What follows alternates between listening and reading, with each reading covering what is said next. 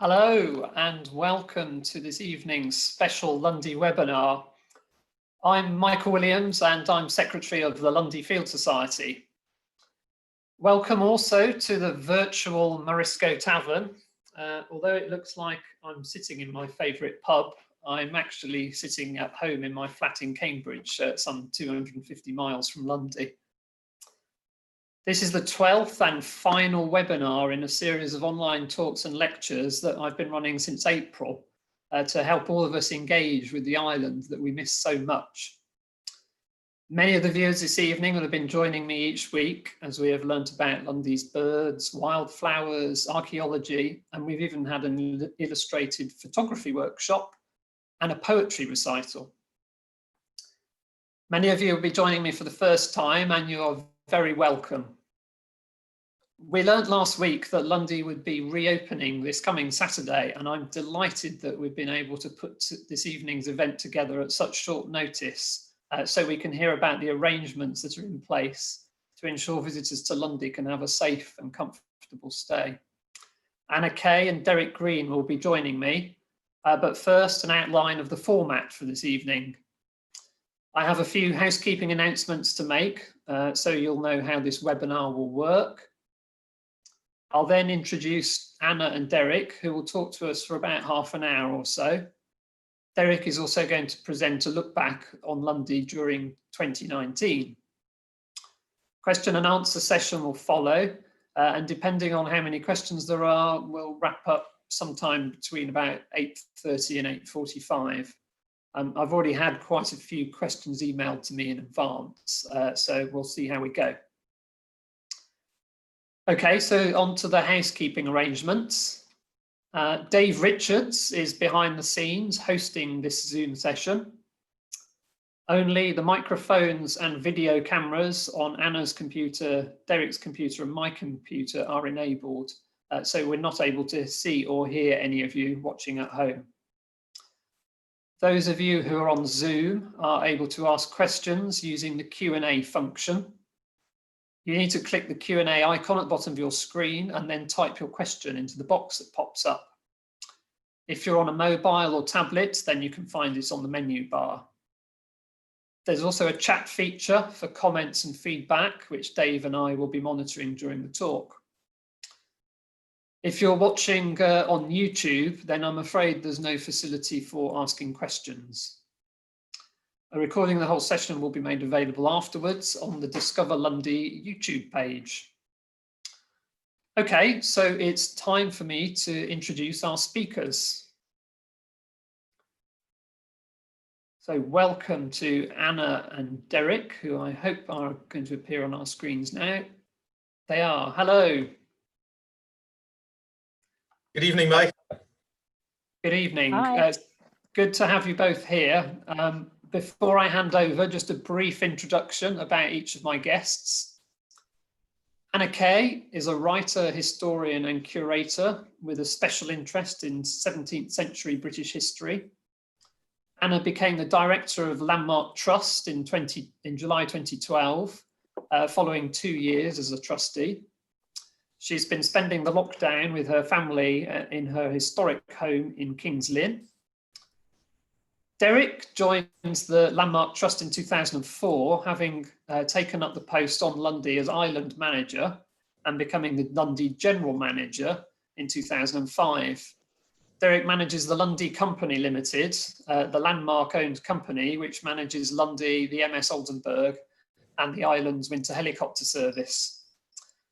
So thank you both for joining me this evening. We've got so much to get through, so without further ado, I'm going to hand over to Anna, who's going to start. Thanks, Over Michael. to you, Anna. Can you hear me all right? Yes. Very good. Thank you very much for that introduction, and it's wonderful that so many people are participating in this. So hello to all of you.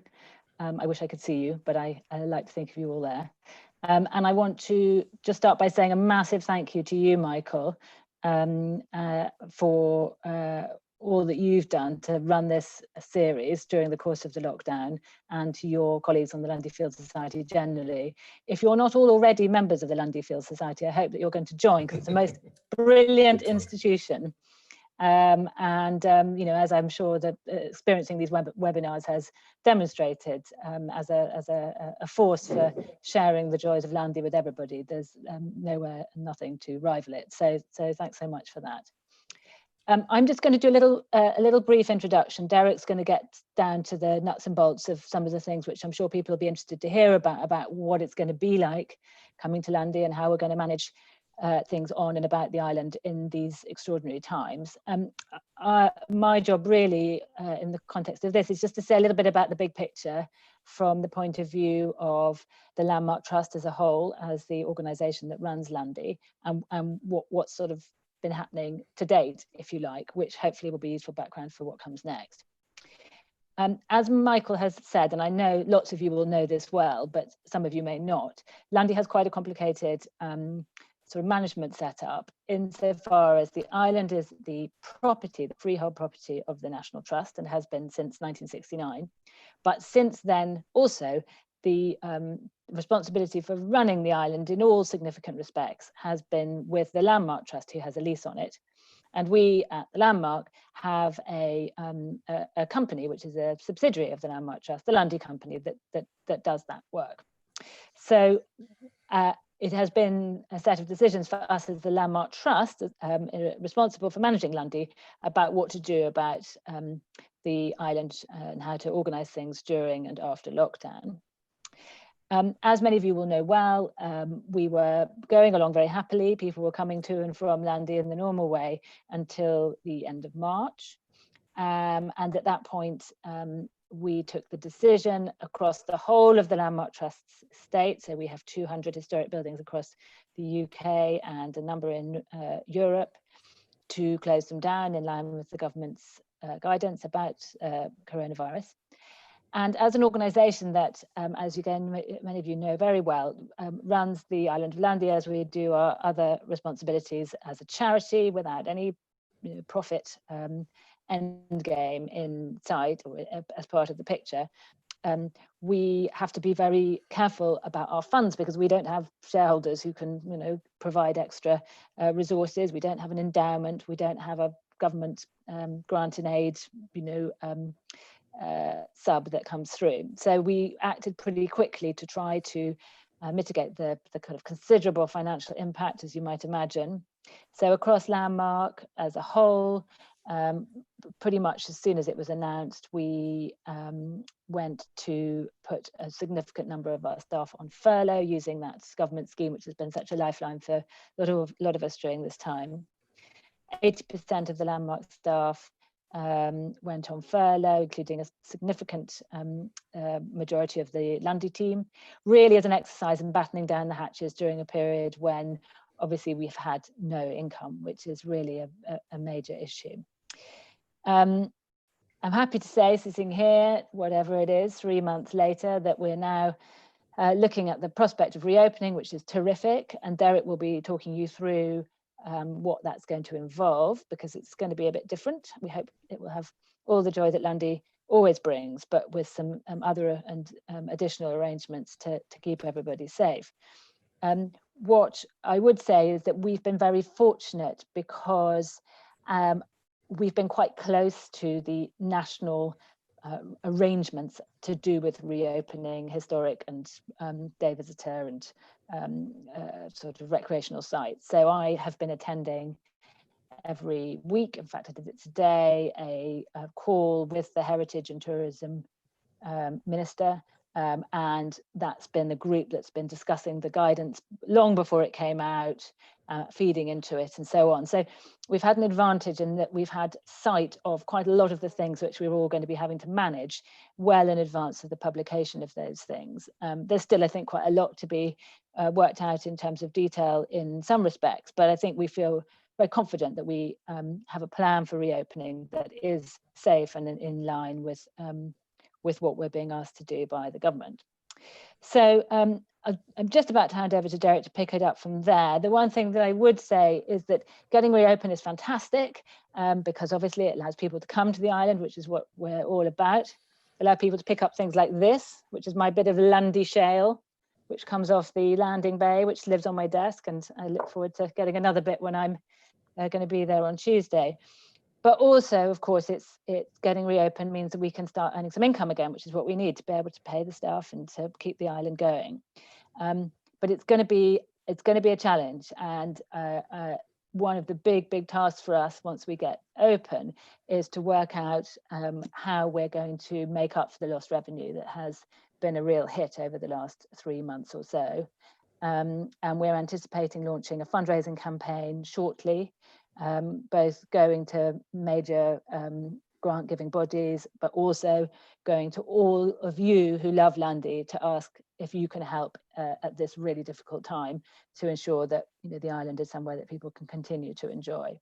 So that's just a bit of a trail really for something we'll be talking about more probably next month in detail. But I think I'll leave it there, and at this point hand it over to Derek to tell you more about the reality of Lundy from this weekend and beyond. Thanks, Anna. I'm just checking you can hear me okay there, Michael, and everybody out there. Yeah, just to echo what Anna said, thanks everybody for joining us. I wish I could see you as well. It was rather weird actually looking at quite a lot of people on a blank screen. But just also to echo what Anna said to you, Michael, and Dave, for putting on these webinars over the last 12 weeks. It's been some fantastic talks. And I've got to say, I especially enjoyed Rosie's, obviously, but everybody's been great across the weeks. And it's been fantastic to be able to keep people engaged with Lundy, obviously, when nobody can get there. So without further ado, I'm just going to see if I can make this work by the magic of technology. And if you can give me a nod, Michael, that would help. Yeah, so I'm going to start you off with this. And this was sent to me by my good friend and fellow Ailomaniac.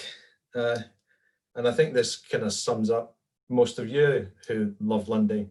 It certainly does for me. So welcome all you Ailomaniacs to my Lundy bunker here in Abildor, which I've got to say is starting to feel more like Benson's Cave after 3 months. So I'll be glad to get back out to the island this coming Saturday. And if I click here we go. So I'm going to start you off with just a little bit of a review of 2019, and then going to run into some of the measures that we put into place for Lundy as a result of the pandemic. And some of you who might have suffered my death by PowerPoint presentations in the past will be pleased to know that I've condensed some of my slides tonight. And there's a short amount of time available, and I'm conscious of the fact that some of you are still probably extremely vulnerable. So hopefully you'll get through this okay. So without further ado, here's a report, a brief report on Lundy in 2019.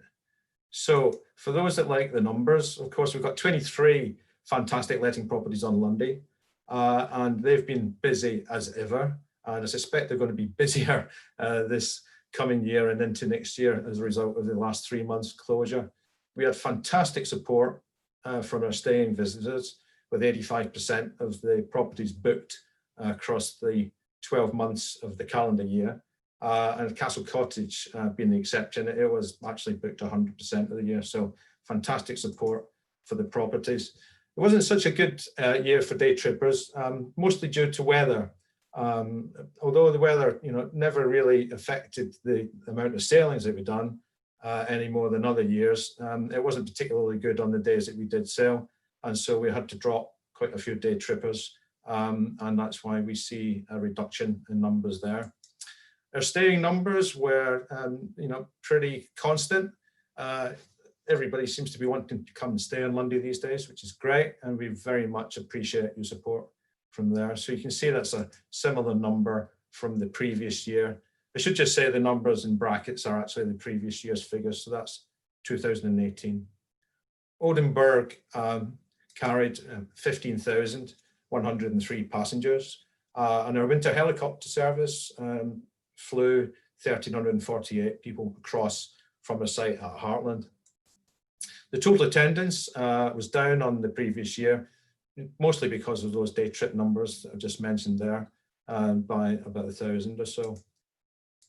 The ship pretty much played a significant part in the activities last year. And of course, last year was our 50th anniversary, so we were full of hope for the whole year to celebrate the last 50 years of the work that's been carried out on the island by some of our predecessors and the team that are currently there at the moment. And so we had lots of great plans in place, but the year kind of started not as we expected, I guess, is probably the best thing to say. When in Easter last year, an errant rope around both propellers of the ship disabled her, and we ended up with 79 additional passengers over a weekend. And as you can see, they were left there in the expert care of the islanders for 2 extra nights. No, we didn't charge them anything extra, but well done to everybody who came to the rescue that weekend. It was quite a trying time all around, and I think most people who actually got stranded enjoyed it. The ship, eventually when it went into dry dock, we were expecting to replace the crane and the windlass, and the ship goes up to Sharpness, as some of you will know, every November, and we expect to be in there for about 3 to 4 weeks, depending on the amount of work that we have to carry out.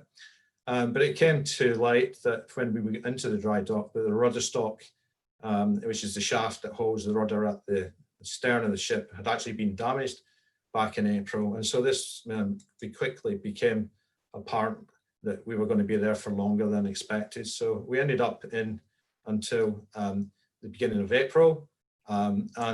Eventually we had to send across to Germany to have a new rudder stock made there. And this was just at the time when the COVID outbreak was happening. So it was quite a tense time all around. And hats off to the ship's crew who persevered with the work some distance from home. They were away from their families in North Devon for some 3 to 4 months. Of course, this put additional pressure on the island, and it didn't help. Eventually, when we did come out of the dry dock, that we ended up with some damage to the underside of the ship, of the hull, while she was on her berth in Bideford, which necessitated us going back to dry dock again before we could actually get some proper supplies out to the island. During all that time, of course, the ship being out of service, the island suffered some severe storms over the winter, and our fuel levels were getting particularly low. We brought in some additional sailings from our friends in Bideford, but we came within 2 days of running out of fuel at one point. So it was quite a tense time all around, as you can imagine. The good news is, though, that we eventually got the crane fitted on board the ship. The old one had served us well for a number of years. And as most of you will know, the Oldenburg is a passenger and cargo vessel. And without the crane, it makes the operation almost impossible for us. So that was the one positive thing that came out of that. A busy year for the team on the island all round, preparing for 50th celebration activities in September. And the maintenance team were pretty much flat out all year. And here's a lovely picture of Milcombe House that I took just a couple of weeks ago, which was redecorated for the anniversary in September. There's always a lot of work goes on in Lundy, and it's just too much to give you an extensive list, but this is some of the bigger projects that we carried out over the year. So as well as Milcombe, Brambleville East and Brambleville West both had an extensive makeover externally. The Black Shed that some of those who have visited will know we spent 2 years refurbishing, was finished, and it's great to see. The blue bung you can see in the background here was restored to its former glory and finally painted blue again, which I was delighted about. And as a result of the black shed being refinished, we managed to recycle some of the better roofing and side panels from that to refurb the Blacksmith Shed as well, which was long on our list to do. Quite a challenge to make a very, very old building continue to look old, but by recycling some of the materials around the island, it helped us to do that. There was extensive work carried out on the old light stairwell. Some of you who have been across will have bumped into Charlie Smith and Rachel Thompson, I'm sure, at the time. And they helped us with some further work around chimneys on the old light. And you might have seen some scaffold, which I believe has come down today and just ahead of the season. Of course, one of the biggest changes for us last year was the introduction and the installation of our water treatment plant, which made a significant difference to the island in terms of our plastic reduction. And I really got to mention the efforts from Sue Waterfield, our plastic-free champion, and who manages the Lundy General Store, who persevered, I have to say, through the year. And then finally, the island was awarded plastic-free status in November 2019, which was a fantastic achievement. So well done, Sue. St. Helens, I couldn't not put this picture in, to be honest, because after 2 or 3 years of work and a long preliminary program of refurbishing the church, it's fantastic to see the building back to its former glory. The church itself had a busy year with lots of activities, and it was great to see that it was awarded Conservation Project of the Year at the Michael Moores Awards in Exeter, which was accepted on behalf of the island and the PCC and the project team.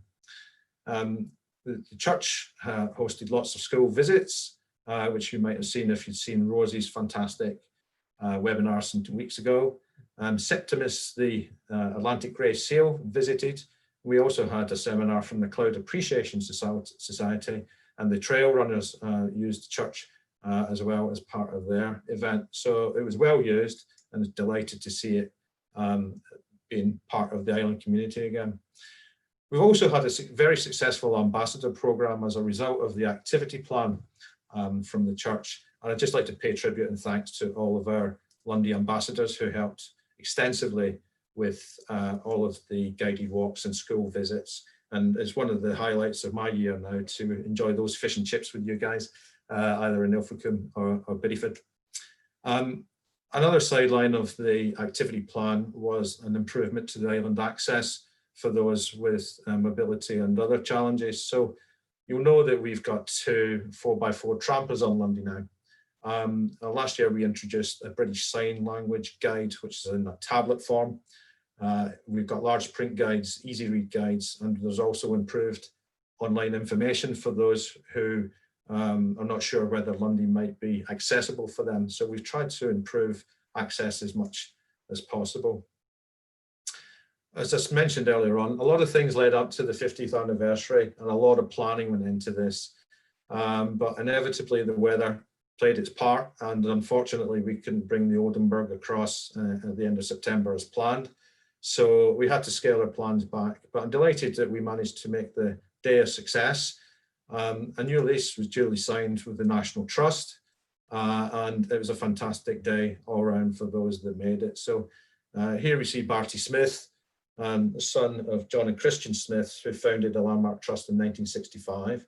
And Barty spent a lot of his boyhood years on Lundy when Lundy was taken on in 1969. So here he is recounting the day and with the copy of the Times, and he told some amusing stories about how everybody used to wear waders back in those days. Nowadays it seems to have changed to rigger boots, but it sounds, he was a fantastic story and gave us great tales of Lundy back in those days. Of course, there were several other initiatives as a result of the 50th anniversary, and we published a new guidebook and I should thank Michael Williams for his input into this. And it's a new comprehensive book which was launched on the day. And I got to also mention the Simon Dell book. And Simon, I'm sure you'll be watching. Thank you very much for your help with all the publications that you produce for Lundy as well. So it was a great day for new Lundy books.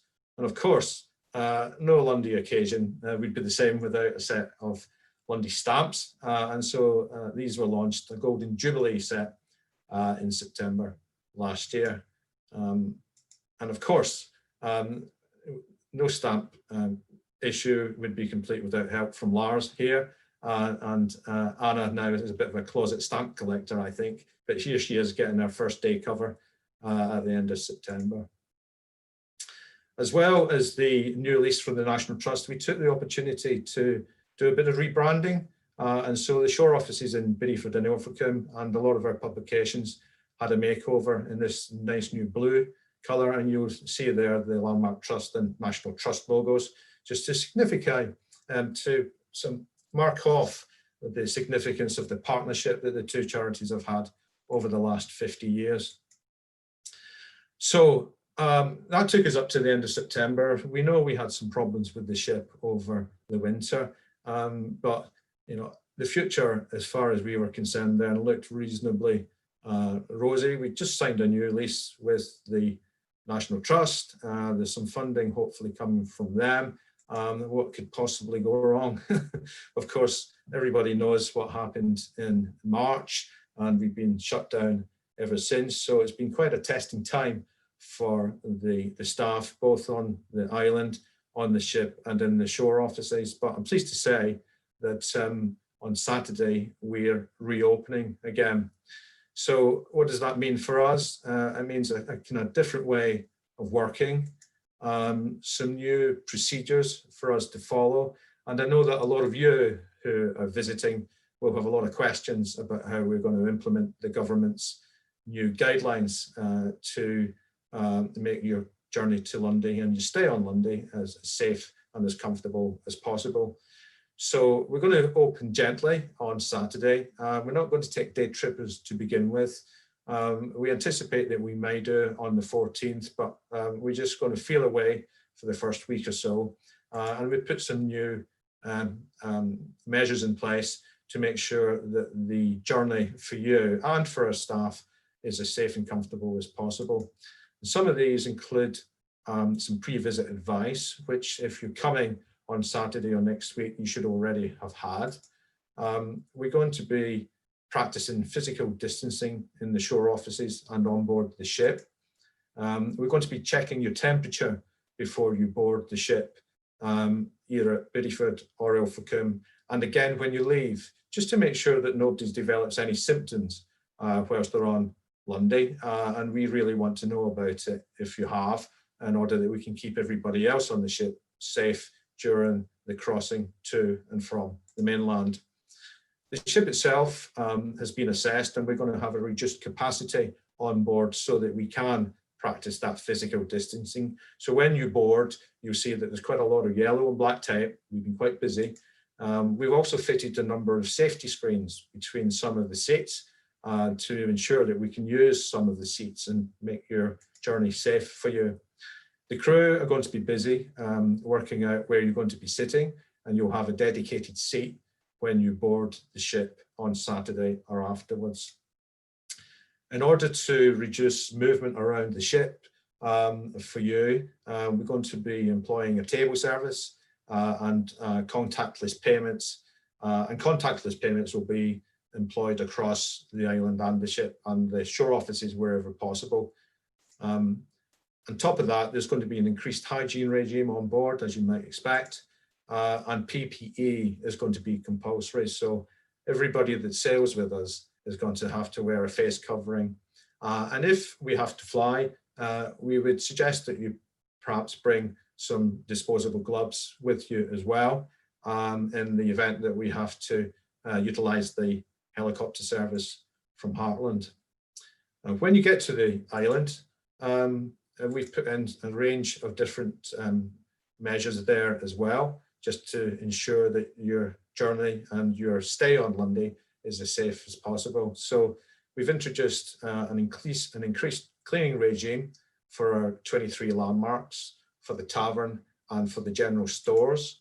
We're going to be practicing physical distancing in all of our public buildings. But of course, it's going to be a wonderful summer with lots of sunshine, so everybody will be able to sit outside, hopefully.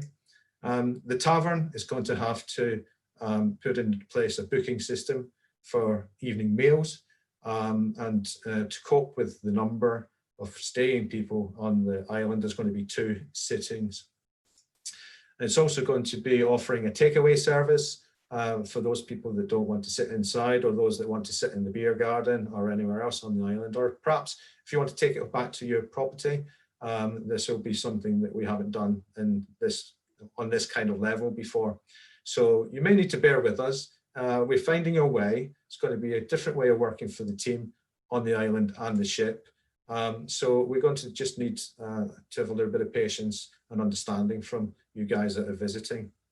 The general stores is offering a pre-order grocery service, as we always have done, but we would ask that if you could get your order in early and perhaps order as much as you possibly can for your stay on Lundy. That will certainly help to reduce the numbers of people having to go through the store. Of course, it's going to be open every day for you, but we just want to reduce the numbers in the store and just to make it as safe as possible.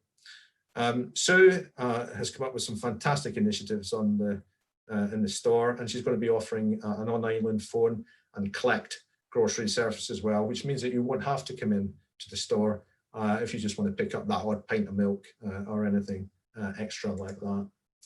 So I couldn't resist putting this picture on, and this will be familiar to a lot of people from the Field Society of Lundy past. But thinking about the future, of course, the last 3 months has been quite a challenge for everyone connected with the island. And we try not to change Lundy out of all recognition. And I just wanted to throw this picture up, which is one I took on one of my trips across.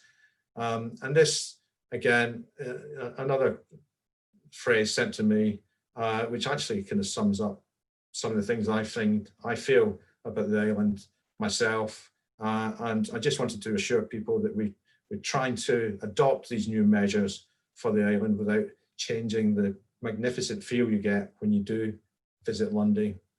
It's going to be a challenge of that, there's no doubt. Running Lundy has always been a challenge. I don't think it will be anything but looking ahead, as Anna mentioned, it's going to take some hard work. It's going to take a lot of money. But I like this phrase, and everybody that I've ever known working on Lundy has been completely committed to the cause. I'm sure with your help, we'll help to keep Lundy as special as it's always been. It's not going to be easy, as we said. It's going to be a challenge, but we might need some help. And so we will be in touch. We will be launching an appeal in the coming weeks. If anybody feels that they would like to help us now and make a donation towards the island and helping us to keep it special for the future, you can go online to the Landmarks website here. I'm sure most of you will have that already in your browsers, but we will be getting in touch with you to see what you can do to help in coming weeks. Just before I finish, there's some special thank yous that I want to make. The last year has been a difficult time for everybody associated with Lundy, the Oldenburg, and the shore offices. And the team have worked a blinder to make sure that Lundy remains open. They've worked the socks off through difficult times. And I just wanted to pay tribute to all of you guys. And some of you might be watching tonight. You've been real stars, and it's been a pleasure to work with you over the last 12 months. The next coming months are not going to be easy, but I know that with a team like you guys around about us, we'll get there. So finally, from me, it's a thank you to the Lundy team, to the Field Society, to all of our supporters, to our ambassadors, to our volunteers, and all of you watching tonight. I hope you enjoyed. Thank you. Thank you very much, Derek. Really great to see everything that's going on Lundy. I'm hoping that Dave's going to start my video up again so that you can actually see me.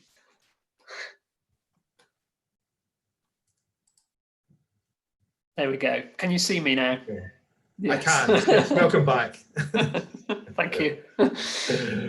Thanks very much for that talk, Derek. Really fantastic. And also thank you to Anna for setting the scene beforehand.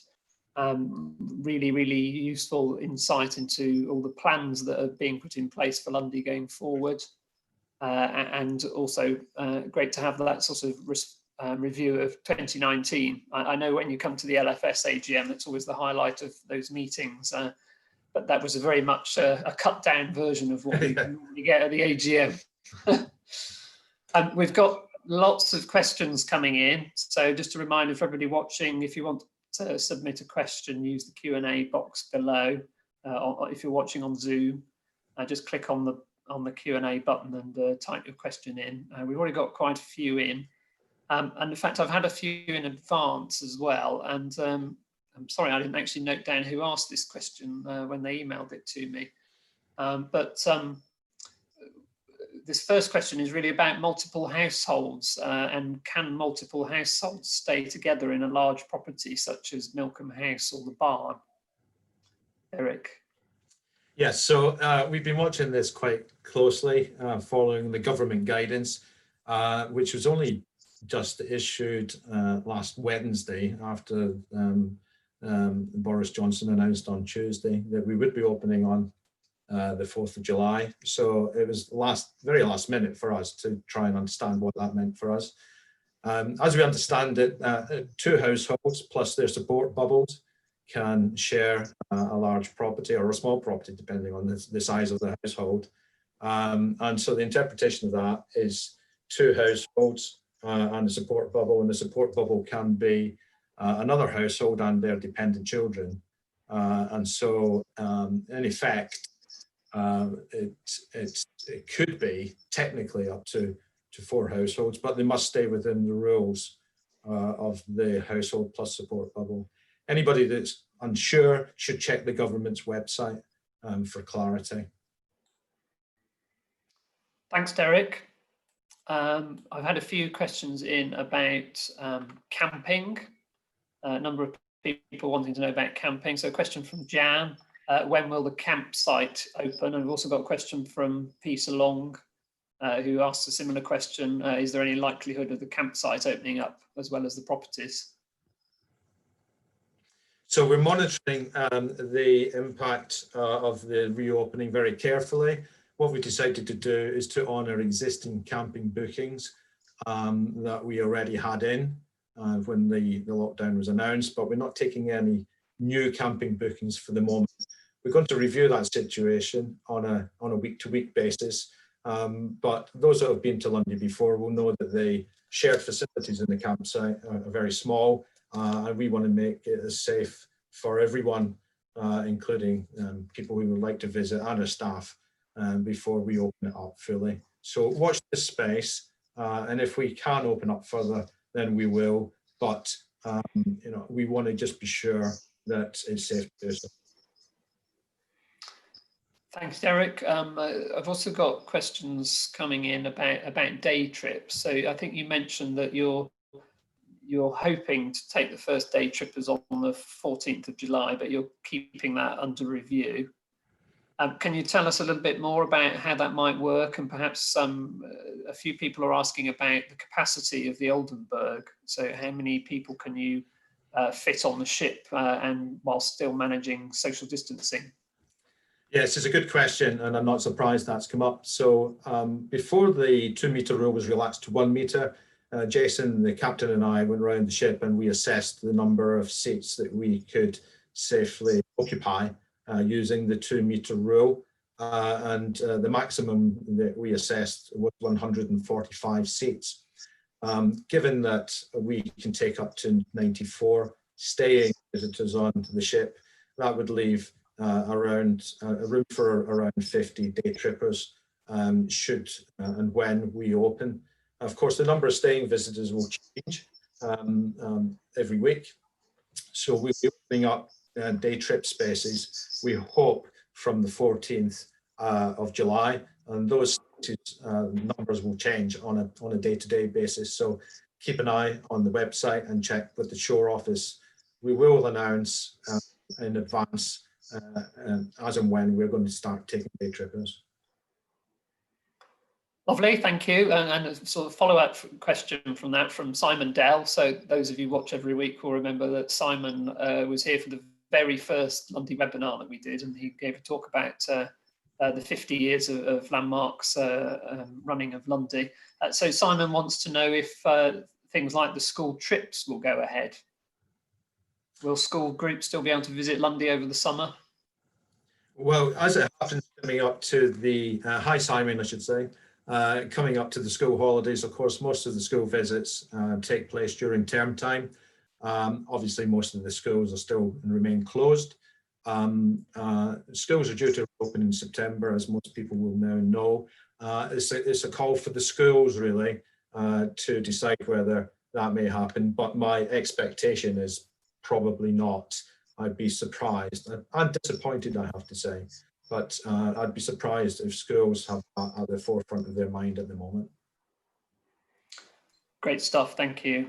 Just a few comments as well coming in. Carol Lee says, as Lundy reopens, my love and very best wishes for the continuing good health and safety of all my islander friends. Thanks very much for those words, Carol.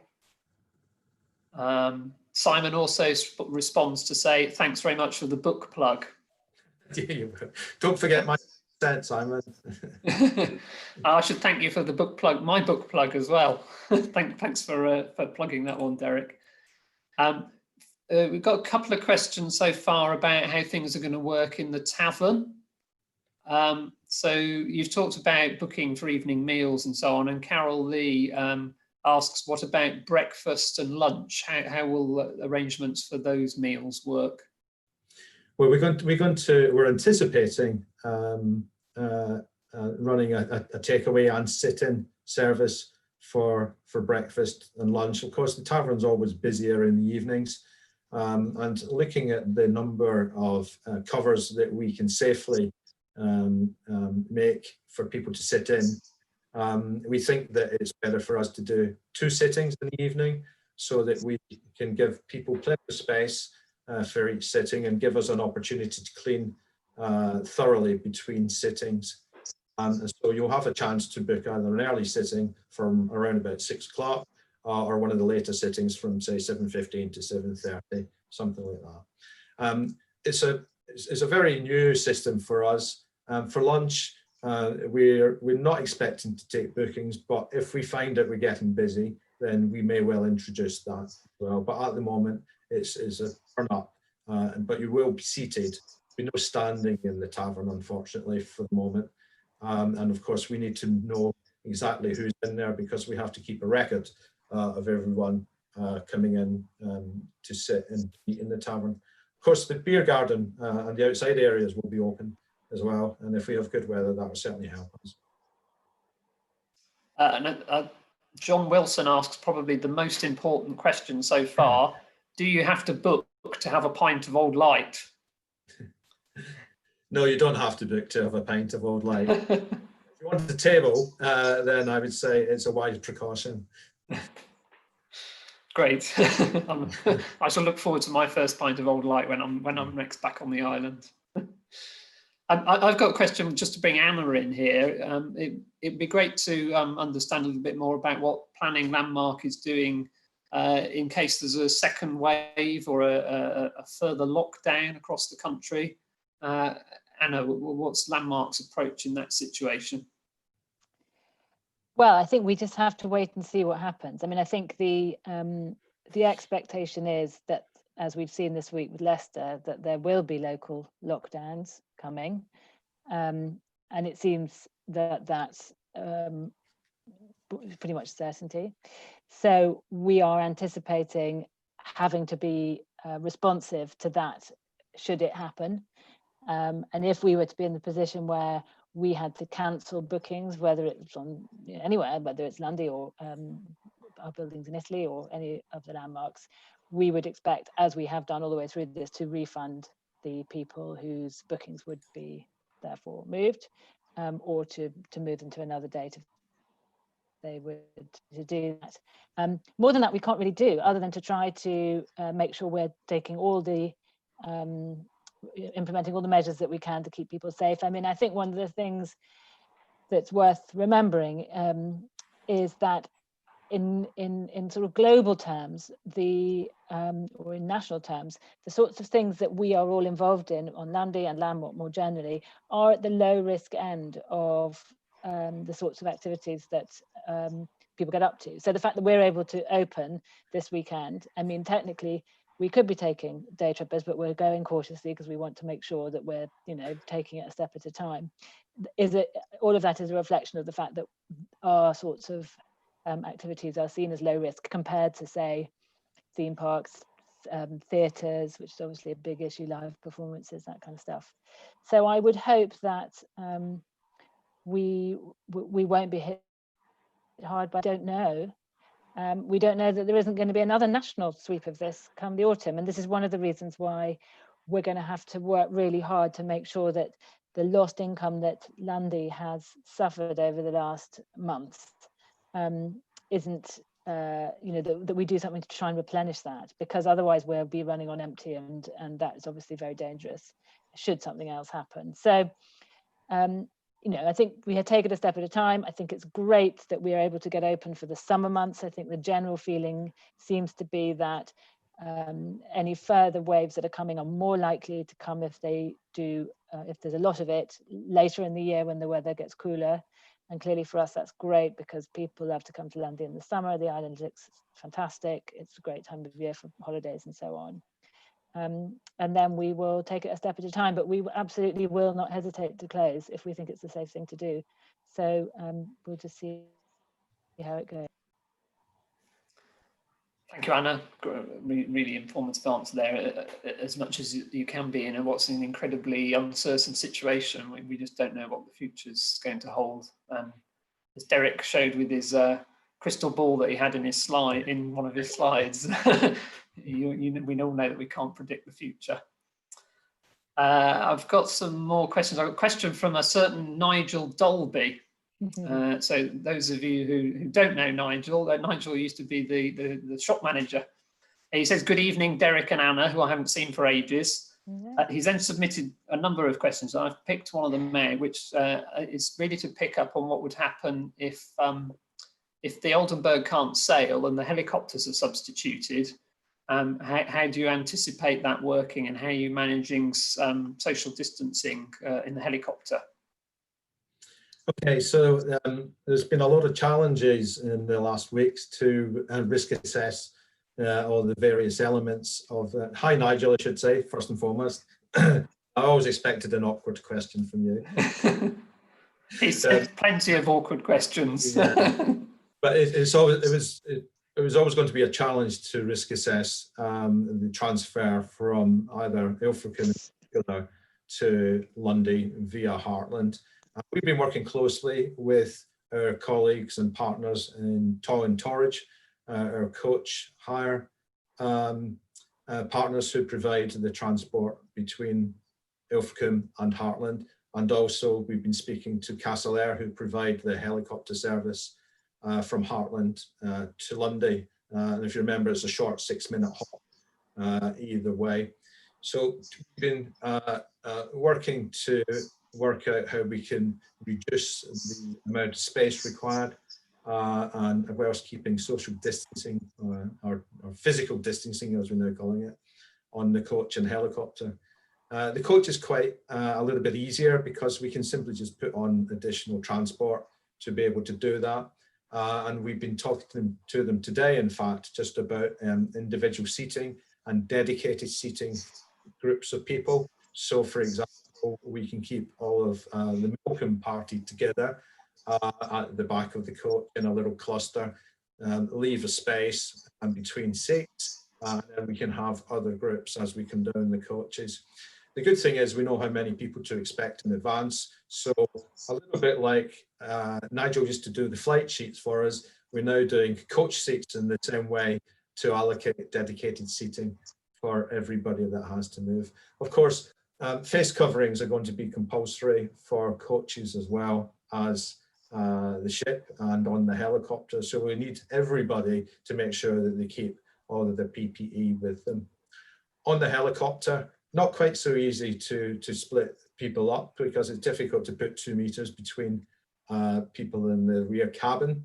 What Castle Air have done is they've put a screen behind the pilot to separate the cabin and the pilot's cockpit off. So what we'll be doing briefly is just to try and ensure wherever possible that we put the groups together. Okay, we won't have anybody facing each other unless they're part of that group, and we'll be ensuring that everybody has the appropriate PPE on before they get in the helicopter and at the other end.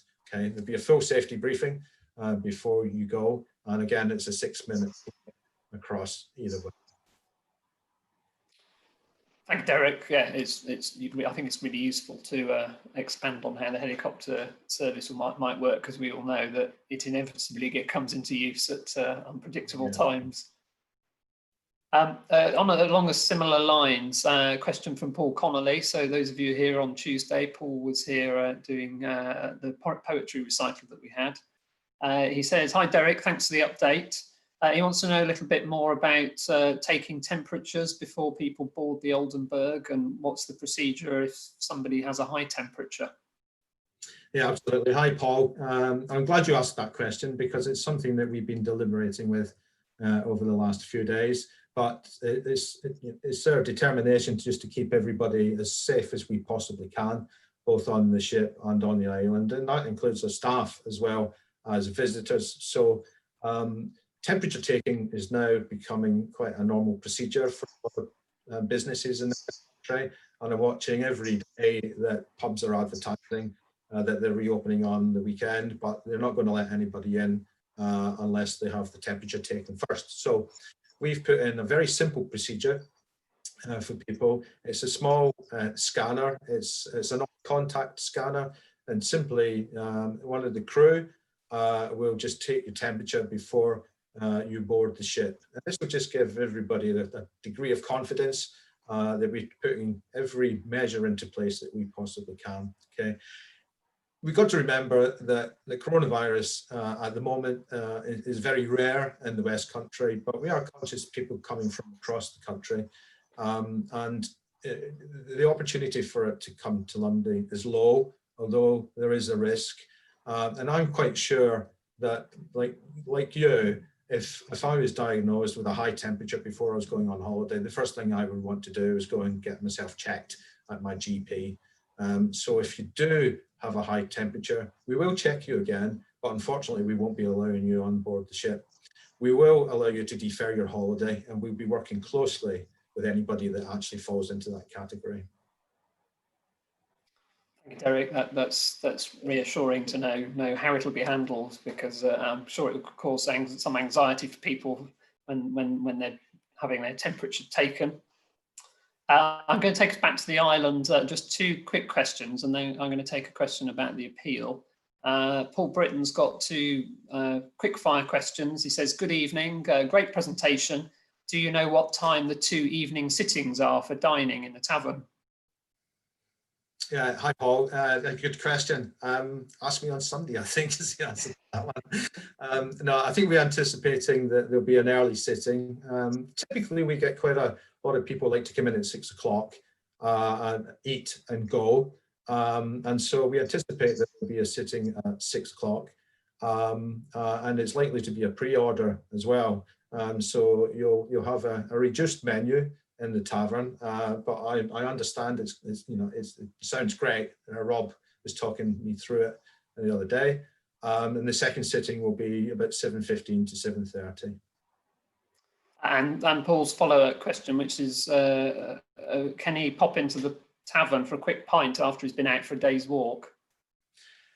if there's a seat available, you're very welcome. Otherwise, you can take it into the beer garden. Great stuff. So yeah, so I said I'd ask a question about the appeal. So I've got a message here from Camilla Rhodes. Hello, Camilla. I'll come to Anna first, and then perhaps Derek, you might want to add something to this. Camilla says, excellent talks, Anna and Derek, and really interesting to understand more about the challenges Lundy and its people have faced during lockdown and how you're tackling the immediate future. Please, could you explain more precisely why an appeal is being launched and what the donations will be used for? Anna, would you like to respond to that one first? Yeah, let me go first. And I think Derek probably should come after, and he can be add to what I'm saying. So, yeah, I mean, basically the situation is that that Lundy as an operation normally year on year just about breaks even. So some years we've had a great year and the sun shines and the day trip has come flowing in. There might be a little bit left over at the end of the year for Derek to put back into doing, you know, some extra repairs with or whatever. Other years it undershoots a bit and the Landmark Trust has to kind of, you know, effectively underwrite it. The killer thing obviously for us this year is that, well, a series of things actually. First of all, we've lost all our income from the last, whatever it's been, 3.5 months, which is a massive hit. I mean, it's a quarter of the year, so you know, that's the sort of proportion of the impact. Added to which, we are uncertain what sort of a summer day tripper picture we'll have. It's not impossible that we will determine that we can't take day trippers at all, because actually the experience of managing the people on the ship in the first couple of weeks makes us feel that it's not safe. I hope that won't be the case, but it's definitely obvious to me that we will not get the day tripping numbers. We can't safely that we would normally expect to have, and those are absolutely crucial normally for Lundy's financial viability, because they bring in several £100,000 a year, and that is a crucial part of what makes the sums work. So we've got all of that, added to which we also, as Derek was referring to, had a very expensive dry dock on the Oldenburg for all sorts of reasons. So we've got a couple of things to deal with. One is we've got, oh, sorry, this is my clock chiming, apologies. Only past. One is we're looking at a year ahead of us, where rather than at the end of the year seeing that the amount we've spent and the amount we've earned more or less equal out, we're looking at a significant deficit on the year. And the other is we are looking at a reserves position, as in what we've got in the sort of bank account, which is very, very low indeed, because of the lost income. So our fundraising campaign in total will be about trying to address both those things, both the plugging the gap because of the lost income this year, and making efforts to replenish the money in reserve, which helps us if we have a bad sailing season, or we have another lockdown or whatever it is. So that's the big picture about why we need the money. And I'll just look to Derek now, who may want to elaborate on that. Yeah, thanks, Anna. I mean, yeah, just to echo what you said, I mean, Lundy's finances have always been a little bit of a roller coaster, and we have to pull the belt in lean years and reinvest in a lot of infrastructure and refurbishment of properties when we're making hay, as it were. We've always kind of run on a bit of an even keel. We don't make a fortune. The amount of income we can make is limited because of the size of the ship and the amount of properties we have. So everyone who's ever managed Lundy has had the same problem. This year has been compounded by the cost of keeping the ship in service, as we said earlier on, and the fact that we've lost our first 3 months of peak summer income. And if you know Lundy well, you'll realise that we make all of our money in the summer, and that takes us through the lean winter months when we actually run at a negative income for sort of 4 months.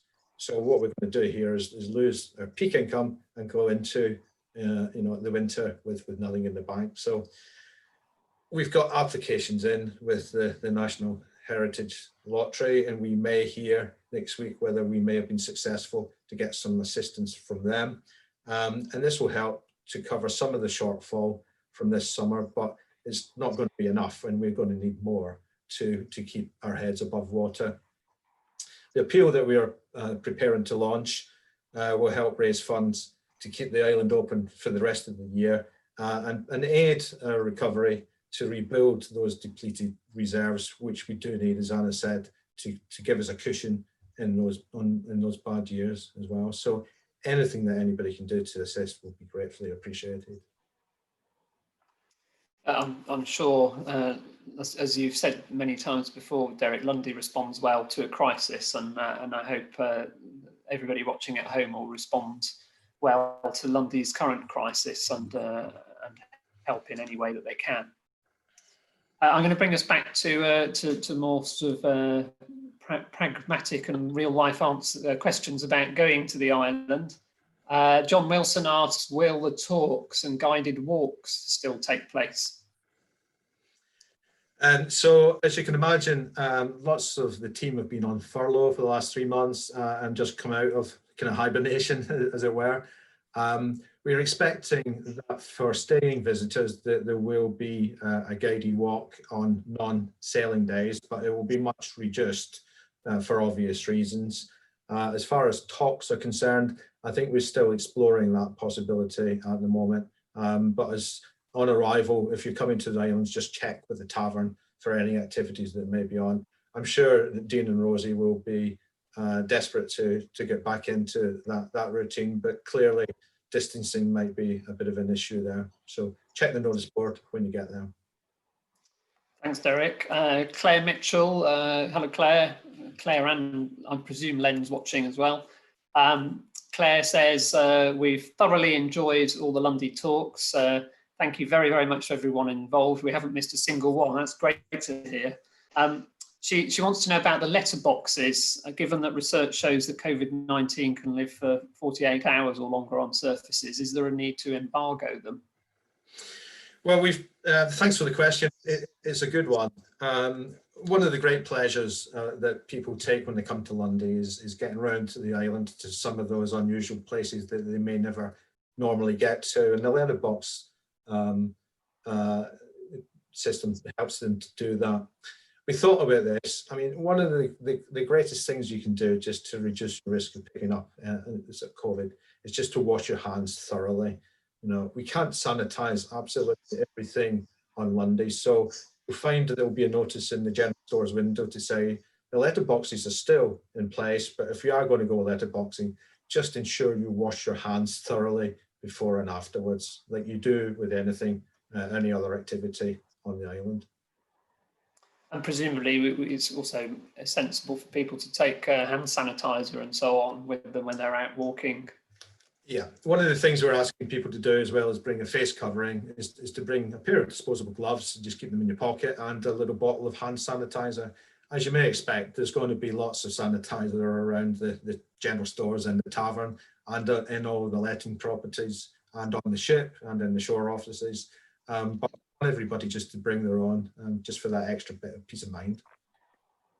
Great, and that leads nicely into a question from Joanne Wilby. Joanne says, what about the loos in the public areas, such as the Tavern and the Black Shed? What arrangements are you putting in place for those, for cleaning and so on? I never thought I'd be talking to Joe about the toilets on Lundy, but good. So we anticipate that the Black Shed toilets will probably be closed, and we just restrict the toilets to the Tavern ones, which will have an extra level of cleaning put in place, and numbers into the loos will be restricted as well in order that we can maintain some physical distancing. Thank you. Got a question here. This is a question from Alex Hughes, who says, I'm hoping to reach Lundy when possible by sea kayaking. Is the island open to land in that way, and would Alex be able to camp there? And I suppose that's also true for anybody visiting Lundy under their own transport, whether they sail in on a yacht or bring their own helicopter in or whatever. Yeah, so the best thing to do is check with us first. Certainly we're open for visiting yachtsmen, and the North Devon Yacht Clubs are all opening this weekend. My inbox has been full of questions from the local sailing fraternity. But yeah, the Tavern opens on Saturday. Obviously, we would expect a bit of notice if the whole of the yacht club decide to descend on us at once, as once happened during a wedding without telling us. But for lone yachtsmen or other people who are sort of passing through, then we will be open. If you would like to stay overnight, then do check with us first. And as I mentioned earlier on, we're not taking any additional camping bookings just at the moment, so well worth checking. Thank you. I'm going to take us back to the Oldenburg. I've got 3 questions here which are pretty much asking the same thing. So a question from Brian and Lita Woodcock, and from Helen Cole, and from Mark Holmes as well. And they want to know when seats are allocated on the boat, when you get onto the ship. Are you able to express a preference? Because some people like to sit outside to get the air, to manage potential seasickness, and others like to sit inside in the warm. But what's the solution? So it's a good question, and hi all 3 of you. Saturday is going to be our kind of first run at this. Every sailing may well change, and we know how many people are coming to particular properties. What we have to do really is maximize the amount of limited space that we have on board ship, to make sure that you are kept as far away from everybody else as we possibly can. What we would anticipate doing is that we'll be giving you an allocated seat when you board the ship, and we really want you to sit down there and not move. But we're conscious that with good weather and there may be empty seats outside, people will want to go out and get some fresh air. Okay, so it's a case of just talking to the crew. The crew will be very visible and as you travel across to Lundy, so check with them. And we're quite happy for people to take up any vacant seats that may be available there on the day. But obviously there'll be some which will be blocked off that you won't be able to use. So we want you to sit down as much as possible, but check with the crew on the way across. Thanks, Derek. And B. Cox has asked a question along similar lines as well. So thanks for that answer. I've got a question from Ali Shepherd. Hello, Ali. I'm going to bounce this one across to Anna, because I mean, this applies not just to Lundy, but to Landmark at large. Ali's got a property booked for the new year when she's planning to stay with 3 friends from different households. If the regulations haven't changed by then they won't be able to stay together. She's rather hoping that they will have done, but if they haven't, what's the situation regarding a refund? Anna? Yeah, very good question. So the simple answer to this is there are kind of 2 routes. So if because of the rules we are unable to open the building, then and therefore you can't come and stay. So for example, if as we had in the last 3 months, we had to close our buildings, then you would be offered either a refund, a chance to move your booking, or a credit. If, however, reasons to do with your party, you are unable to take up the booking, then we would not be normally refunding you. However, depending on where we are when we get nearer then, we may, as we are doing at the moment, have flexed our normal rules to make it easier for you to change your booking. So, sorry, there's a bit of a mixture there of, I don't know what it's going to be like when we get to New Year. So, that is a bit up in the air. But if I think of that example as applied to now, then if it's the nature of your party, if your party is made up of of a group of people who aren't allowed to cohabit, then that's your booking, and it's for you to decide whether you change the nature of the group that's coming, or whether you want to move it. But we wouldn't refund you. If, however, we say this building is not available because we can't open it, because we're not allowed to, or we've been unable to honour your booking, then we would refund you. Thank you, Anna. Yeah, and Derek. Yes. Yeah, so just to add to that, one of the things that we found in the last couple of weeks, Lindsay's been working here from the shore office, as some people will know. There's been quite a few groups who've been unable to take up their holiday on Lundy because of that particular type of circumstance.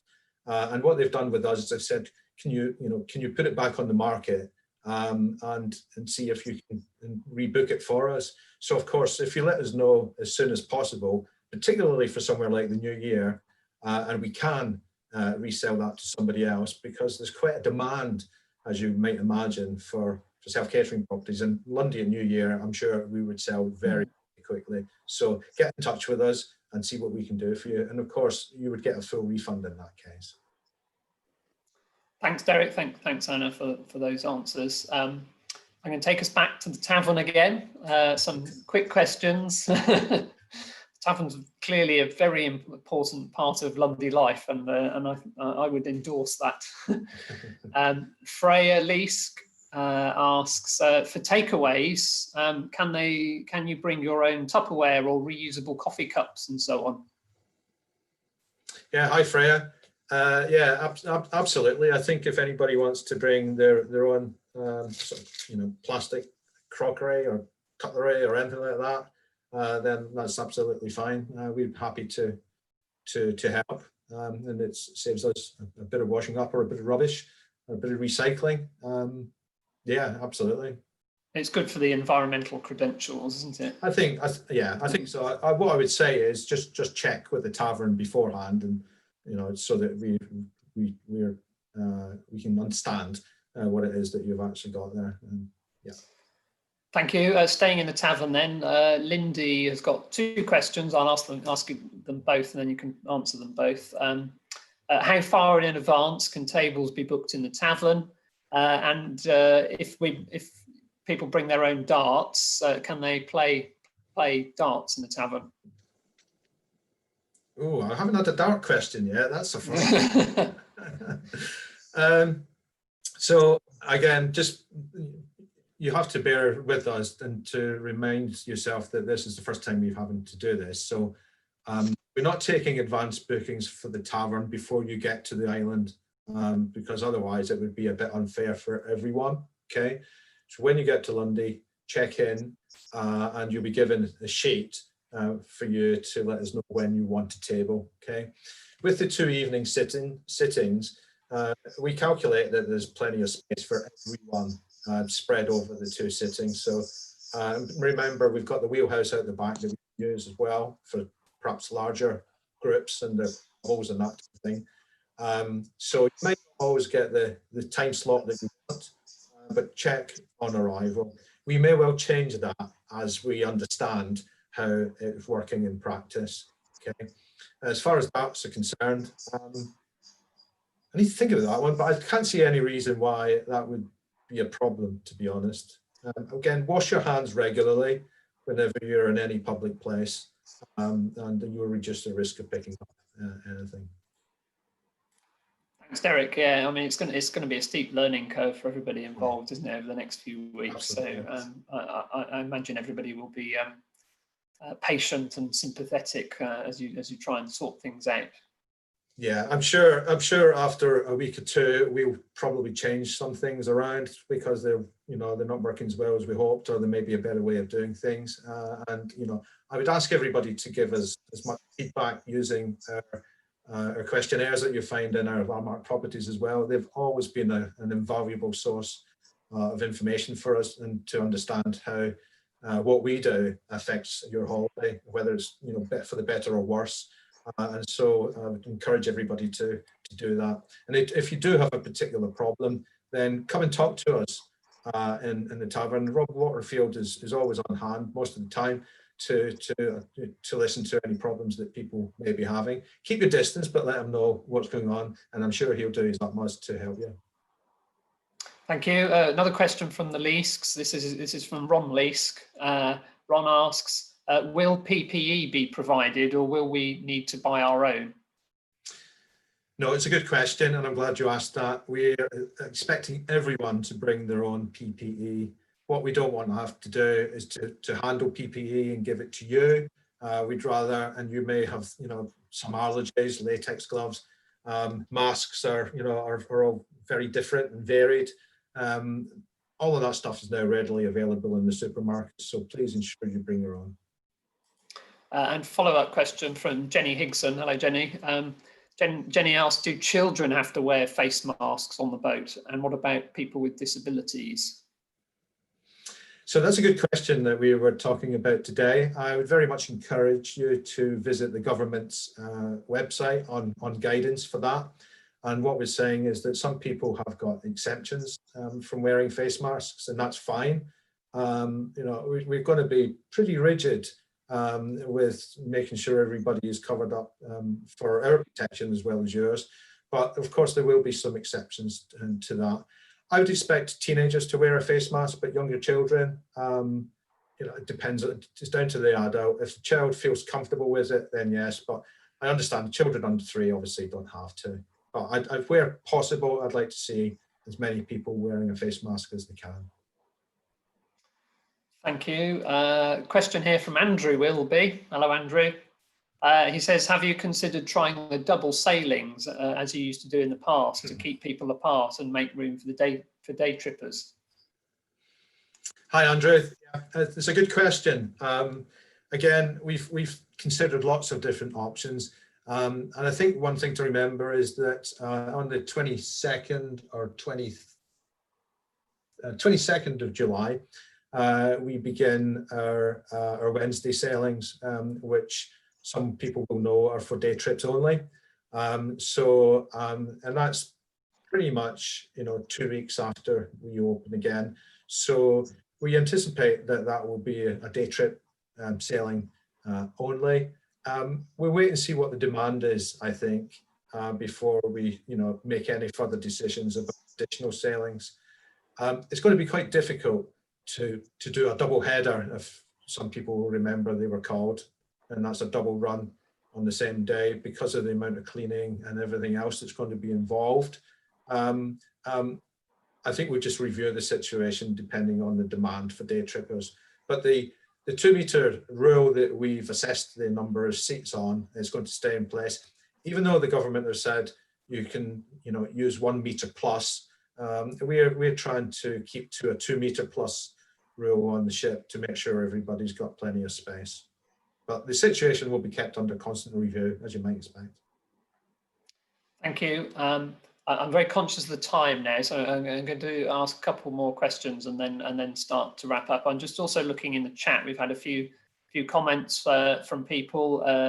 Jane Kendall Bush says, thank you all, very informative. Jane's looking forward to her first visit to the island on the 14th. Great stuff. Enjoy your first trip there.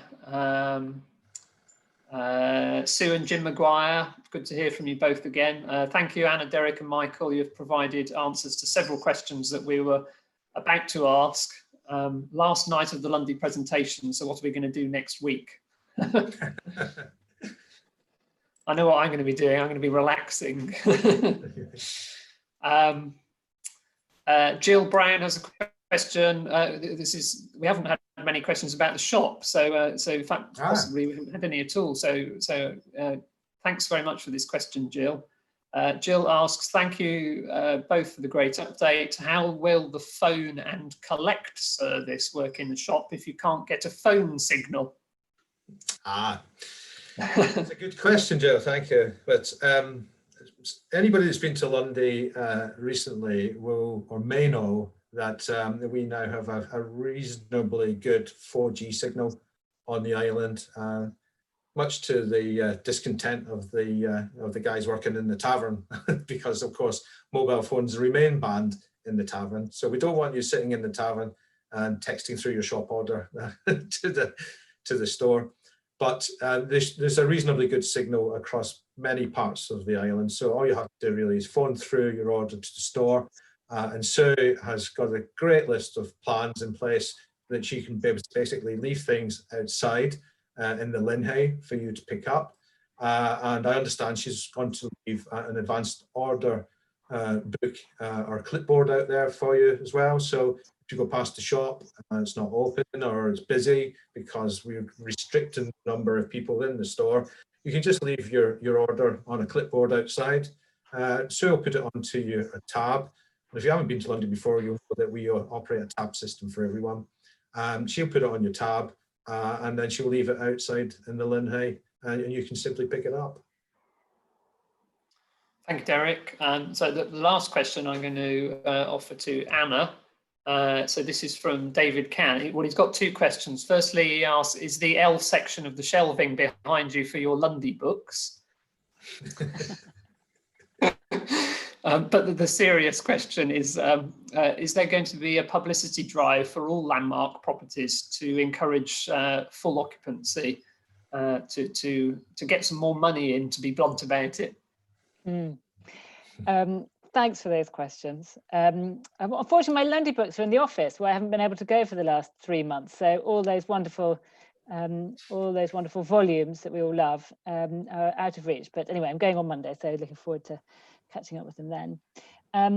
Yes, I mean, obviously, trying to make the most of the opportunities of over the summer and thereafter for income is absolutely crucial.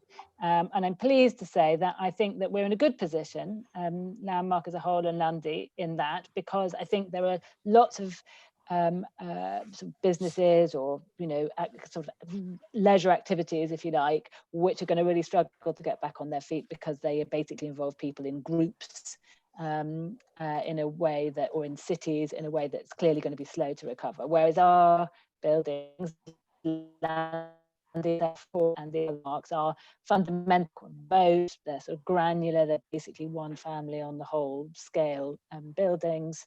They're far from centres of population usually. So, and we've definitely seen very strong booking the summer and into the autumn and beyond. So that's great. However, it is still really challenging because we can't get the money back that we've lost, and we've got finite capacity. And one of the things, as Derek's numbers showed and reminds us, is we're always pretty near full. I mean, Lundy is brushing 90% full in a normal year, and Landmark is, you know, in a similar sort of place. So we definitely want to be as full as we can be, but the sort of margin that we've got is we've got a ceiling on it. So it's not something that we can get very much further with. So we don't have the capacity there to replenish the income we've lost, albeit we can slightly improve things, which I hope we will. Which brings us back to the reason why we will be launching this fundraising campaign. And I meant to say when I was referencing it, I think people would be interested to know what sort of scale that's going to be. We think we need about £800,000 to get Lundy really, you know, steady again, to make up for lost income this year and to replenish the reserves. And we won't be seeking that all from a public fundraising campaign. We'll be going to some big trusts and foundations and hope that they'll really help too. But it will definitely be, you know, we will need everybody's support. You know, small amounts all count, all help to be able to get us to that. And that's what we will be contacting you directly about shortly. And know that Michael and the Lundy Field Society will be brilliant, you know, kind of passers on of that sort of material. And as Derek says, the Landmark Trust website is all set up to take donations. So if you feel you just want to do it now, it all helps. And Lundy is a place that's absolutely survived on the back of people caring about it. And all of you are representatives of that community. And I really hope that you'll feel moved to help us in this difficult time. Thank you, Anna. Yeah, I'm sure everybody will do what they can to support Lundy and Landmark. I know there's lots of people watching this evening who are regular visitors to Lundy, but also we've got some people who've not been before. So I hope everybody will support in whatever way they can. Okay, I'm really conscious that we've rather overrun. We've had so many questions. There are still quite a lot of questions which I'm afraid we've left unanswered. So apologies to all those people who've been submitting questions and we've not been able to read them out. But I'm going to start wrapping up now. So just to say thank you to Anna and thank you to Derek for such an informative explanation of all the steps that you're taking to ensure our safety and comfort when we visit the island. I think we all recognise that our Lundy experience will be different to what we're used to, but I think it's really reassuring to know that many of the things that we value so much, like the Tavern, especially the Tavern, will still be accessible. Derek, you mentioned in your talk the staff. I know very much from my own experiences of volunteering on Lundy how hard the Lundy team work to ensure that we have an enjoyable stay. That includes the island team, the shore office staff and the Oldenburg crew, who I know will be doing their very best to make sure that we have a comfortable stay on the island. There are going to be challenging times ahead, I think, and the whole of the Lundy team are committed to ensuring that we can enjoy it, whatever life is throwing at us. Anyway, I need to get my weekly plug in. So this is, Anna, you've already very kindly promoted the Lundy Field Society in your preamble, but I'm going to do it again because this is my last opportunity for a while. So all of these talks have been in conjunction with the Lundy Field Society. So please do support them by joining us. Membership is open to all. You can find out more by visiting the LFS website or finding us on social media. Details are up on the screen. This is the last in the series of talks, and I plan to start them up again in the autumn. And if you're an LFS member, you will be the first to find out. So as I say, this is the last of these talks. Thank you to all the speakers who have joined me each week over the last 3 months. We've had such a varied programme and everyone has given their time freely to talk to us. Thank you also to all of you who are watching at home. Your questions, support and very generous words in the feedback surveys and in the emails have really made this worthwhile. So thank you. There is plenty to look forward to in the autumn when we restart. It's going to be on a less frequent basis, but I've got around a dozen speakers lined up, so those will see us through the winter and well into the new year. Throughout these talks, I've purposefully avoided talking about the difficult situation we've all been experiencing, and although lockdown precipitated these talks starting, and I'm sure they wouldn't have started otherwise, I know for many people watching and for me too, that they've been an hour or so of escapism from the situation where we can indulge ourselves in any subject or any topic about Lundy for such a short time. And they've been a welcome distraction for me over the past 3 months. I must mention Dave Richards, who's been an enormous support throughout this period. I don't think either of us expected these talks to grow into the juggernaut that they've become with such a high attendance. We've had about 250 people watching each week, and I'm sure we've surpassed that this evening. Dave has done all of the technical work, hosting the sessions, solving speakers' technical problems, and believe me, we've had a few hairy moments with sound, cameras, and even screen sharing not working, almost at the very last minute as well. Dave has also put together the magnificent countdown sequence using John Tyra's photos that we see before each session starts. Thank you, Dave, for everything you've done. We really would not have been able to bring so much enjoyment to so many people without your help and support. Okay. Enough of me talking, but I wanted to get my thanks in. It's time to say our goodbyes. So Anna, would you like to say goodbye to our viewers? Yes, I would. Thank you all so much for coming and for obviously joining many of you previous talks in this series. It is amazing how out of this horrible crisis and all the awful things that have been part of it, there have been some silver linings. And I do think getting people together who otherwise wouldn't have been able to assemble in any way to learn about something as special and magical as I think we all feel Lundy is one of those. So thank you, Michael, and thank you, Dave, for making that happen. And thank you all of you for caring about it. Lundy is one of those places that to me is a kind of an extraordinary cocktail of the place and the people who care about it. It's those two things locked together that make Lundy so extraordinary. And here we are in a virtual way being part of that. I'm going to be going over on the Oldenburg on Tuesday and seeing all the things we've been talking about firsthand. And I'm sure that all of you who are going, like me, will be really conscious that we're going to an island where a whole community of people live and work, and will understand how hard they will all be working to try and make everything work for us.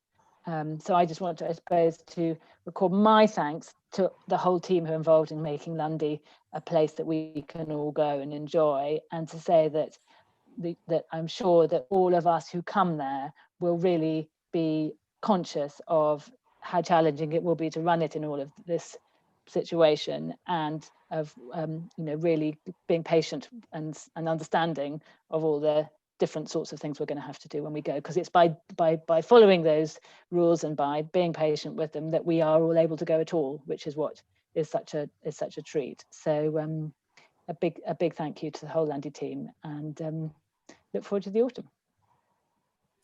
Thanks, Anna. Thank you.